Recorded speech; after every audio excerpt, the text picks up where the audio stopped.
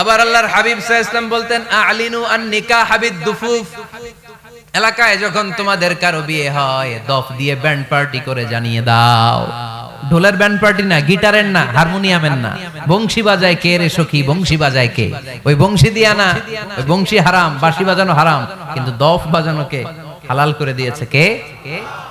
বিয়ের ঘোষণায় দফ বাজিয়ে ব্যান্ড পার্টি করতে বলেছে বিষ্ণু ঈসা ইসলাম। কারণ বিয়েতে একজন নারী পুরুষের যেই সম্পর্ক হয় জিনা বা ব্যভিচারে একই সম্পর্ক হয়, পার্থক্য হচ্ছে এটা সামাজিক স্বীকৃতি আছে, জিনার স্বীকৃতি নাই, ঠিক কিনা? এজন্য বিয়ে গোপন করে করা যায় না, এটা অ্যানাউন্স করে করতে হয়। ওমর ফারুক রাদিয়াল্লাহু তাআলা আনহু যখন মদিনার খলিফা, উনি বলতেন লুকিয়ে লুকিয়ে যদি কেউ বিয়ে করে, সমাজের আশেপাশে তার প্রতিবেশীরা যদি তাদের দাম্পত্য জীবন সম্পর্কে না জানে, আমি তাদের দুইজনকে জিনার শাস্তি দেব। কারণ লুকিয়ে বিয়ে করা যায় না, সবাইকে জানিয়ে অ্যানাউন্স করে সবার দোয়া নিয়ে বিয়ের পিড়িতে বসতে হয়। চিল্লায় বলেন ঠিক কিনা?